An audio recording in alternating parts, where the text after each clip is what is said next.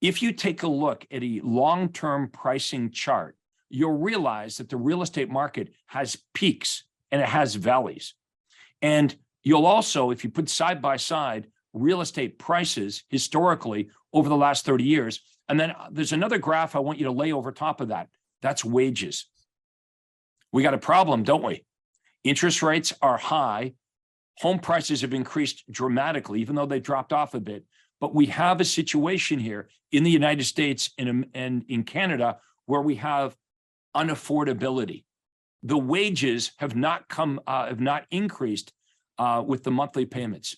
So get ready for the show to begin. As Warren Buffett says, there will be blood on the street. Okay. And you want to be greedy when others are fearful. And you want to be fearful when everyone else is greedy. I went to the coaching site. You guys can see it on your screen. I went to the Platinum Ultimate Sales Team Training Library. Okay. And in this library, in case you forgot about it, it's right out of the business plan now. We've got this pretty slick manual for you from the Outside Sales Agent Workshop, ID 2902. I recommend you guys pull this up. All right. So I pulled it up, and here's where we were talking about critical mass early warning detection system, and I highlighted that for you guys.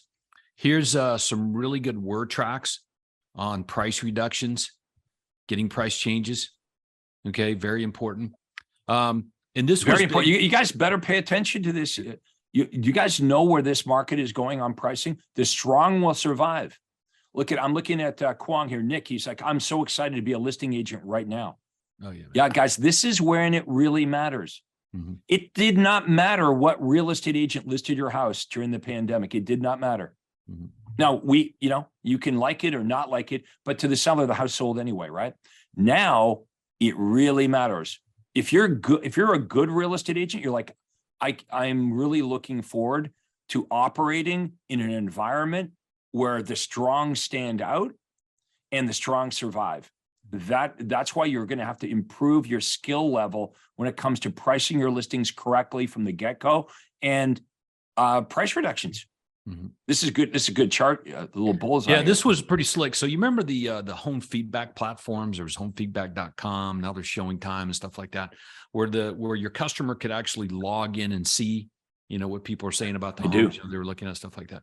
So what we did is I replaced my profile picture with this slide graphic. So every time the seller would log in to check out the feedback, they would see this. All right. My customer service manager, when email become a thing, on the email signature, this was her email signature. So all of the sellers that we had would see whether they were looking for feedback or whether they're getting communications from my office. They would see this chart. And what we were trying to do basically is program them to call and say, hey, maybe I need to lower my price. And it worked. It worked. We had a lot of customers calling us. So much easier, isn't it? When they call in and say, I think I need to reduce my price. How many of you like that? Yeah. Otherwise, you're doing what you don't want. You got to call them. You can listen to some of those recorded calls that I shared with you guys earlier. And when you listen to them, you're going to be like, shit, I don't want to make that call, because it sucks, man, having to call somebody who's not happy that their home's not selling. But if you've got to make those calls, you got to be good at keeping the customer and changing the outcome. And it's just words, empathy. You're sympathetic. Like you obviously want to sell it as much or, more than they do. But you understand they're trying to get the most amount of money out of this thing, and there's a balance to it. So you've got to have that attitude, but you've got to have the right word tracks to be able to make those calls and change the outcome on it. And this will lead to lifetime customers if you do it right.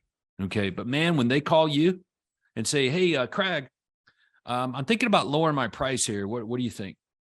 Right. So I like that way better than, hey, Craig, I'm calling because I want to cancel my listing. Yeah. Hey, another thing you guys need to be really good at, and I know some of you are, is when you get to their home, before you recommend a price, why don't you ask them what you think they should be, what they think it's worth? How many times have you done that and they actually tell you a price that's way less than what you were going to recommend. Sometimes, if you ask, well, what do you think it's worth? They're going to say, well, that's why you're here today, or we're hoping you would tell us. I mean, you're going to get that. But sometimes they'll be like, I don't know, it's probably worth about, 510. And you were thinking, hey, this, I thought it was worth 550. What do you think it's worth?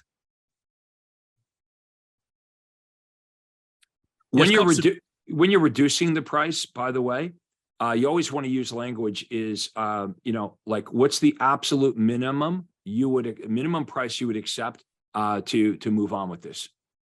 And sometimes that minimum price is less than what you would ask for the price reduction on. Well, the least I would ever take is 480. Okay, well, let's list it at 480. Well, if I list it at 480, no one's going to offer me 480.